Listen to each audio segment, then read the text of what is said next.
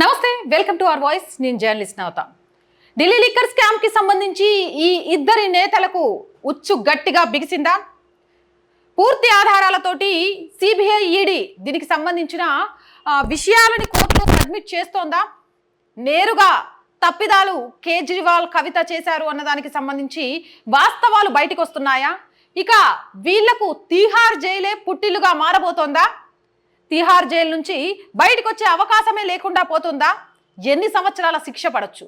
అసలు ఈ కేసుకి సంబంధించి సిబిఐ ఎందుకు కస్టడీలోకి తీసుకుంది అనే దానికి సంబంధించి పూర్తి వివరాలని నేను మీకు అందించే ప్రయత్నం చేస్తాను. కేజ్రీవాల్ ని 3 రోజులు సిబిఐ కస్టడీకి తీసుకుంది. ఢిల్లీలో రౌజ్ ఎవెన్యూ కోర్టు ఆదేశాలతో ఈ నెల 29న కోర్టు ఎదుట హాజరుపరచాలని ఆర్డర్ ఇచ్చింది. ఢిల్లీ లిక్కర్ స్కామ్ లో కీలక పరిణామాలు చోటు చేసుకున్నట్టుగా తెలుస్తోంది. సుప్రీంకోర్టు నుంచి పిటిషన్ ఉపసంహరించుకున్నారు ఢిల్లీ సీఎం. లిక్కర్ స్కామ్ కేసులో ఢిల్లీ సీఎం అరవింద్ కేజ్రీవాల్ ని మంగళవారం రాత్రి తీహార్ జైల్లో అరెస్ట్ చేసిన సిబిఐ బుధవారం రౌజ్ ఎవెన్యూ కోర్టులో ప్రవేశపెట్టింది. 5 రోజుల కస్టడీకి అప్పగించాలని సిబిఐ తరపు న్యాయవాది కోరగా 3 రోజులకు అనుమతిస్తూ కోర్టు ఆదేశాలు జారీ చేసింది. కేజ్రీవాల్ ని తిరిగి జూన్ 29న రాత్రి 7 గంటలలోగా కోర్టు ఎదుట హాజరుపరచాలని Rouse Avenue court vacation and bench judge Amitabh Rawat order ఇచ్చారు. మాపై దుష్ప్రచారానికి సిబిఐ ప్లాన్ చేస్తోంది. మద్యం దుకాణాలను ప్రైవేటీకరించాలని ఢిల్లీ కేబినెట్ సహచరుడు మనీష్ సిసోడియాను ఉద్దేశిస్తూ సిఫారసు చేశారని కేజ్రీవాలే చెప్పారని కోర్టుకు సిబిఐ తన వాదనలో వెల్లడించింది. దీన్ని కేజ్రీవాల్ ఖండించారు. ఆయన స్వయంగా వాదనను వినిపించి ఈ కేసులో ఢిల్లీ మాజీ డిప్యూటీ సీఎం ఆప్ సీనియర్ నేత మనీష్ సిసోడియా పేరుని నిన్ను చెప్పినట్లు జరుగుతున్న ప్రచారం అంతా అబద్ధం. సిసోడియా గాని ఇతర వ్యక్తులపై గాని నేను ఎలాంటి నిందలు వేయలేదు. నేను సిసోడియా ఆమ్ ఆద్మీ పార్టీ అంతా అమాయకులమే. మీడియాలో మాపై దుష్ప్రచారం చేయాలని సిబిఐ ప్లాన్ చేస్తోంది. విశ్వసనీయ వర్గాల పేరుతో నకిలీ సమాచారాన్ని వ్యాప్తి చేసి సంచలనం సృష్టించాలని చూస్తోంది అని కోర్టు ఎదుట కేజ్రీవాల్ వాదన వినిపించారు. ఈ కేసులో గత ఏడాది కాలంగా సిబిఐ తనను కేవలం సాక్షిగానే విచారిస్తోందని కేజ్రీవాల్ చెప్పారు. గతంలో విచారించినప్పుడే మద్యం పాలసీకి సంబంధించిన అన్ని వివరాలను సిబిఐకి చెప్పానన్నారు. సిబిఐ కస్టడీలో ప్రతిరోజు 30 నిమిషాల పాటు భార్యను లాయర్ని కలిసేందుకు కోర్టు అనుమతించింది. రోజు కేజ్రీవాల్ కి మందులు, ఇంట్లో వండిన ఆహారాన్ని తీసుకొచ్చించేందుకు కూడా పర్మిషన్ ఇచ్చింది. మరోవైపు ఢిల్లీ లిక్కర్ స్కామ్ లోని మనీ లాండరింగ్ కోణాన్ని ఈడీ దర్యాప్తు చేస్తోంది. ఈ వ్యవహారంలో ఈడీ నమోదు చేసిన కేసులో కేజ్రీవాల్ కు రౌజ్ ఎవెన్యూ కోర్టు ఇటీవల బెయిల్ ఇచ్చింది. ఈడీ అప్పీల్ మేరకు ఈ బెయిల్ పై ఢిల్లీ హైకోర్టు స్టే విధించింది. ఆ స్టేని సవాల్ చేస్తూ కేజ్రీవాల్ సుప్రీంకోర్టులో పిటిషన్ దాఖలు చేశారు. దానిపై బుధవారం విచారణ జరగనున్న తరుణంలో కేజ్రీవాల్ ని సిబిఐ అరెస్ట్ చేయడం గమనార్హం. ఈ నేపథ్యంలో అత్యున్నత న్యాయస్థానంలో దాఖలు చేసిన అప్పీల్ పిటిషన్ ను కేజ్రీవాల్ ఉపసంహరించుకున్నారు. అయితే సమగ్ర పిటిషన్ ను దాఖలు చేస్తామని కేజ్రీవాల్ తరపు న్యాయవాది అభిషేక్ మను సంఘవి ఈ సందర్భంగా సుప్రీంకోర్టుని కోరారు. ఇందుకు justice Manoj Mishra, justice NVS భట్టిలతో కూడిన వెకేషన్ బెంచ్ అనుమతించింది. ఇక్కడ చాలా క్లియర్ గా మనం మాట్లాడాల్సిన అంశం ఏంటి అనంటే, నిజంగా కూడా ఏ తప్పు చెయ్యకుంటే వీళ్ళు అసలు ఎవరి పేరు పాపం మనోజ్ సిసోడియా అమాయకుడే, కేజ్రీవాల్ అమాయకుడే, కవిత అమాయకుడే, వీళ్ళంతా అమాయకులే.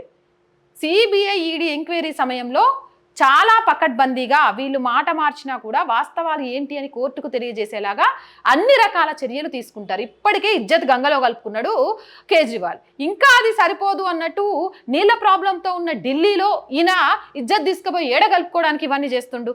ఎందుకు సుప్రీంకోర్టులో వేసిన దానికి ఉపసంహరించుకున్నాడు? మళ్ళీ పూర్తి వాటితో ఎందుకు పెడతా అని చెప్తున్నాడు? అసలు అనేక సార్లు తమను మా విచారణకు సహకరించాలి అని ఈడీ సిబిఐ కోరితే తప్పించుకొని ఎందుకు తిరిగాడు? ఎందుకు తప్పించుకోవాలి అనుకుంటున్నాడు? నిజాయితీ పరుడైతే జైలుకి వెళ్లే సమయంలో ఒక నిజాయితీ పరుడుగా అవినీతిని చీపిరితో తరిమేయడానికి వచ్చిన నేను నా నిజాయితీ నిరూపణ అయిన తర్వాతే మళ్ళీ ఈ పదవికి అర్హుణ్ణి, అప్పటిదాకా నేను అనర్హుణ్ణి అని ఎందుకు ముఖ్యమంత్రి పదవికి రాజీనామా చేయలేకపోతున్నారు? ఎందుకు ఆమ్ ఆద్మీ పార్టీకి సంబంధించిన అనేక నేతలు తీహార్ జైల్లోనే గలుపుతున్నాడు? ఎందుకు ఈయనకు సంబంధించి వాట్సాప్ చాట్ ని సుకేష్ జైలు నుంచి రిలీజ్ చేస్తున్నాడు? ఇందులో ఎక్కడా నిజాలు కనిపించట్లేదా? ఇంకా ఎంతకాలం కేజ్రీవాల్ లాంటి వాళ్ళు కళ్ళు మూసుకొని పిల్లి పాలు తాగిన చందాగా వ్యవహరిస్తూ ఉంటారు? అయితే దీనికి సంబంధించి లిక్కర్ పాలసీ ఆమోదానికి తప్పించిన కేజ్రీవాల్ ఎన్నికల ఖర్చు కోసం గోవాకు 44.54 కోట్లు. సిబిఐ రిమాండ్ పిటిషన్ లో సంచలనాలు. ఢిల్లీ సీఎం కి 3 రోజుల సిబిఐ కస్టడీ. ఢిల్లీలోని రౌజ్ ఎవెన్యూ కోర్టు ఆదేశాలు. సుప్రీంకోర్టు నుంచి పిటిషన్ ని ఉపసంహరించుకున్న ఆప్ నేత అసలు ఏం చేశాడు అనేది కూడా దీనికి సంబంధించి చాలా క్లియర్గా ఉంది. చదువుతాను చూడండి. ఢిల్లీ లిక్కర్ స్కామ్ కేసులో సీఎం కేజ్రీవాల్ ని తమ కస్టడీకి అప్పగించాలని కోరుతూ రౌస్ ఎవెన్యూ కోర్టులో దాఖలు చేసిన రిమాండ్ పిటిషన్ లో సిబిఐ కీలక అంశాలను ప్రస్తావించింది. ఆప్ చీఫ్ కేజ్రీవాల్ పై సంచలన అభియోగాలను మోపింది. ఢిల్లీ మద్యం పాలసీకి సాధ్యమైనంత త్వరగా కేబినెట్ ఆమోదం పొందాలని అప్పట్లో సీఎం కేజ్రీవాల్ తప్పించిపోయారని సిబిఐ ఆరోపించింది. స్వయంగా కేజ్రీవాల్ చెప్పిన ఈ విషయాలు ఆయన వ్యక్తిగత కార్యదర్శి బిభవ్ కుమార్ ద్వారా ఢిల్లీ సీఎం అదనపు కార్యదర్శి ప్రవేశ్ జూకు చేరాయని సిబిఐ పేర్కొంది. తమ విచారణలో ఈ వివరాలను రాబట్టామని తెలిపింది. ఈయన అందుకే ఆయన పిఏలు ఆయన వ్యక్తిగత సిబ్బంది విషయంలో తప్పులు చేసినా కూడా కావలా కాస్తుంటాడేమో. ఎందుకంటే ఎంత గొప్ప మహానుభావుడు ఈయన. ఎవరెవరి ద్వారా అసలు అవినీతి చీపురుతో తరిమేసే ఒక నాయకుడికి విలాసవంతమైన బిల్డింగ్ కట్టుకోవడానికి ఎలా సాధ్యమైంది? ఒక సీఎం జీతంతో అంత విలాసవంతమైన భవనాలను అతి తక్కువ వ్యవధిలో కట్టుకోవడం సాధ్యమేనా? ఏ తప్పు ఏ అవినీతి చెయ్యకుంటే. ఢిల్లీ లిక్కర్ స్కామ్ లో నిందితులు బుచ్చిబాబు, అభిషేక్ బోయినపల్లి, అరుణ్ రామచంద్ర పిల్లై 2021 సంవత్సరం మే 20న చార్టర్ ఫ్లైట్ లో ఢిల్లీకి వచ్చారు. 2021 సంవత్సరం మే 21న న్యూఢిల్లీలోని క్లారిడ్జెస్ హోటల్ సమీపంలోని గౌరీ అపార్ట్మెంట్ లో ఉన్న గౌతమ్ గాల్వా కంపెనీ గెస్ట్ హౌస్ లో వీరంతా నిందితుడు విజయ్ నాయర్, అప్రూవర్ దినేష్ అరోరా, కొందరు ఢిల్లీ మద్యం వ్యాపారులతో సమావేశమయ్యారు. ఈ గెస్ట్ హౌస్ ను కేజ్రీవాల్ వ్యక్తిగత కార్యదర్శి బిభవ్ కుమార్ బుక్ చేశారు. ఎందుకు బుక్ చేసిండు? కేజ్రీవాల్ వ్యక్తిగత సిబ్బందికి ఢిల్లీ లిక్కర్ స్కామ్ కి సంబంధించి జరుగుతున్న మీటింగ్ కి ఏం సంబంధం? గెస్ట్ హౌస్ ను కేజ్రీవాల్ వ్యక్తిగత కార్యదర్శి బిభవ్ కుమార్ బుక్ చేశారు అని రిమాండ్ పిటిషన్ లో సిబిఐ ప్రస్తావించింది.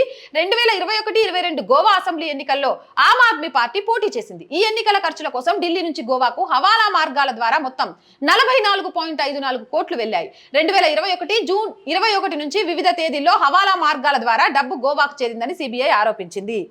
పైసలు పెట్టి ప్రజాస్వామ్యాన్ని వ్యాపారం చేయడానికి ప్రజల ప్రాణాలతోటి చెలగాటమాడుతూ అవినీతి రహిత సమాజాన్ని నిర్మూలించడమే లక్ష్యమని మేక వన్నే పులి అరవింద్ కేజ్రీవాల్ అని చెప్పడంలో ఇక్కడ చాలా క్లియర్గా కనిపిస్తుంది. పులైనా ఆకలేస్తేనే వేటకెళ్తుంది, కానీ తనను నమ్మి ఓటేసిన ప్రజల జీవితాలతోనే ఆడుకోవాలని చూస్తున్న ఇలాంటి రాజకీయ నాయకుల్ని ఏం చెయ్యాలి?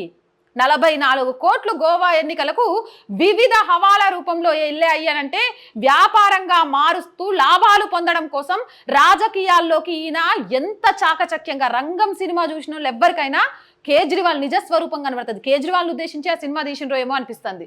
అలా పైకి కనిపించేదంతా నటన, అసలు వ్యక్తి వేరు ఉంటాడు ముసుగు లోపడ అని చెప్పడానికి ఈ వార్త చదువుతుంటే కేజ్రీవాల్ నిలువెత్తు నిదర్శనంగా కనిపిస్తున్నాడు. ఇక కవితను సంప్రదించాలని సూచన. సౌత్ గ్రూప్ లో కీలక సభ్యుడిగా ఉన్న మద్యం వ్యాపారి మాగుంట శ్రీనివాసులు రెడ్డి 2021 మార్చి 16న ఢిల్లీ సెక్రటేరియట్కి వచ్చి కేజ్రీవాల్ కలిశారు.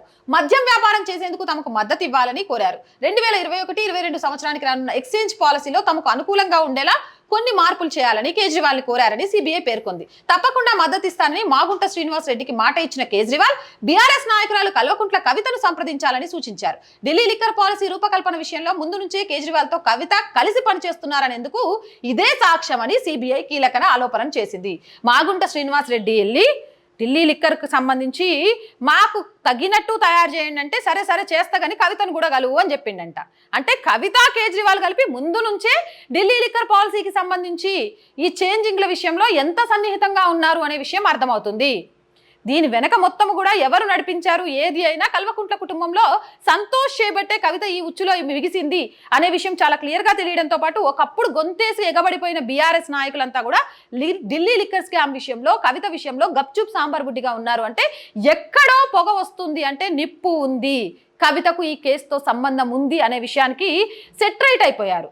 ఇక కవితకు సంబంధించి కేసీఆర్ వెళ్లకుండా కలవకుండా ఎన్నికల ప్రచార సమయంలో కూడా కవిత పేరెత్తకుండా ఉన్నాడు అంటే సొంత బిడ్డను తండ్రే నమ్మలేకపోతాడు.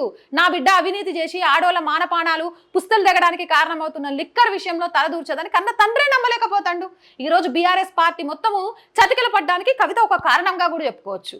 అంటే మనోజ్ సిసోడియా దీనికి సంబంధించి చెప్పినవి కానీ సుకేష్ రిలీజ్ చేసిన వాట్సాప్ చాట్లో కూడా చాలా క్లియర్గా నెయ్యి పేరుతోటి తెలంగాణ హైదరాబాద్లోని బీఆర్ఎస్ ఆఫీస్కి 2 కిలోలు 2.5 కిలోల పేర్లతోటి నెయ్యి కోట్ల రూపంలో పైసలు ఎలా వచ్చాయి, హవాలా రూపంలో ఎలా వెళ్ళేవి అని ఇప్పుడు జరుగుతున్న ఈ ఎంక్వైరీకి సంబంధించి పూర్తి విషయాలు బయటికి రావడంతో పాటు కేజ్రీవాల్ మాట్లాడిన మాటలతోటి కవితకు కూడా పూర్తి ఉచ్చు బిగిసింది. మొదటి నుంచే కేజ్రీవాల్ కవిత కలిసి లిక్కర్ పాలసీలో అడుగులు ముందుకేస్తున్నారు అనే విషయం మాగుంట శ్రీనివాసరెడ్డికి కవితను కలవమని కేజ్రీవాల్ చెప్పడంతో బహిర్గతం అవుతుంది. ఇంతకంటే పెద్ద సాక్ష్యం ఏం కావాలి అని సిబిఐ చెప్తోంది.